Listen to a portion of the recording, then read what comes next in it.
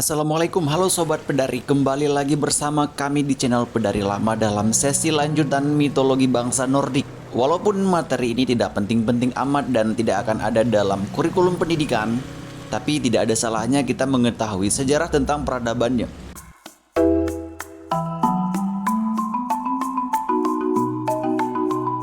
Kita akan melihat fakta-fakta tentang Viking yang dimana fakta itulah yang membuat mereka melegenda. Sehingga tidak sedikit orang di era modern ini mendapatkan kisah mereka dalam berbagai karya seni. Bangsa Viking berasal dari Skandinavia, mencakup wilayah yang sekarang dikenal sebagai Norwegia, Swedia, dan Denmark. Mereka adalah masyarakat agraris dengan banyak dari mereka bekerja sebagai petani, peternak, dan pengrajin. Meskipun terkenal sebagai penakluk, sebagian besar Viking menjalani kehidupan damai di desa-desa kecil, mengelola tanah mereka dan berpartisipasi dalam perdagangan. Viking mulai melakukan ekspansi besar-besaran dari akhir abad ke-8 hingga abad ke-11, yang dikenal sebagai zaman Viking. Mereka menjelajahi dan menetap di banyak bagian Eropa, termasuk Inggris, Irlandia, Prancis, dan bahkan sejauh Islandia, Greenland, dan Finland, yang diyakini bagian dari Amerika Utara. Viking terkenal karena serangan mendadak mereka yang brutal, tetapi mereka juga terlibat dalam perdagangan dan mendirikan koloni permanen di wilayah-wilayah yang mereka taklukkan. Mitologi Nordik sangat kaya dengan cerita tentang dewa-dewa seperti Odin, Thor, dan Freya, serta berbagai makhluk mitologi seperti raksasa, elf, dan naga. Viking mempercayai Valhalla, sebuah aula megah di Asgard, tempat para pejuang yang gugur dalam pertempuran akan hidup kembali untuk menikmati kehidupan yang abadi dan mulia.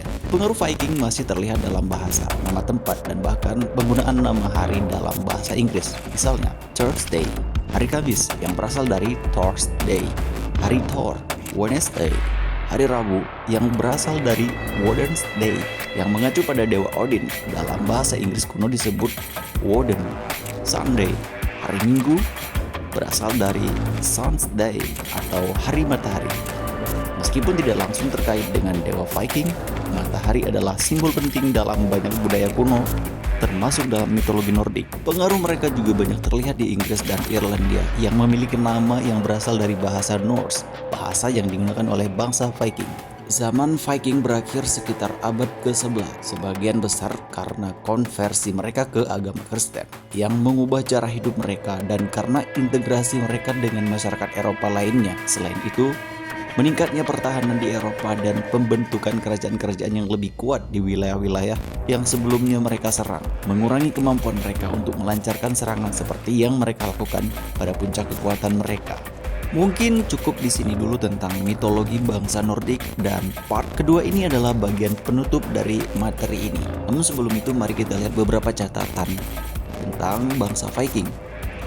Adaptasi karya seni sudah menjadi rahasia umum di zaman modern ini. Banyak bentuk karya seni hiburan diadaptasi dari kisah atau mitologi Nordik, baik dalam bentuk film ataupun game. Kemudian penemuan benua Amerika, seperti yang telah kita bahas tadi, bangsa Viking menjelajah ke semua tempat di Eropa dan bahkan Amerika Utara. Tapi dalam catatan sejarah, mereka hanya singgah dan tidak meninggalkan bekas yang begitu mencolok. Artinya mereka telah mendarat di benua Amerika jauh sebelum Christopher Columbus mengklaim dirinya sebagai penemu benua Amerika. Bahkan ketika Columbus datang ke Amerika pun, di sana telah ada peradaban, ada penghuni, pembuatan kalender Masehi, Anno Domini, dan nama-nama hari. Pengaruh budaya bangsa Viking dalam penyebutan nama-nama hari dalam bahasa Inggris yang diambil dari nama dewa-dewa Nordik adalah sesuatu yang menarik untuk didiskusikan karena mengingat puncak eksistensi mereka dimulai dari abad ke-8 hingga abad ke-11. Jika pembuatan kalender Masehi dimulai dari abad ke-2, tentu kalender ini dimulai dengan tanggal 1 Januari 1 atau tanggal 1 bulan Januari tahun ke-1. Tahun pertama.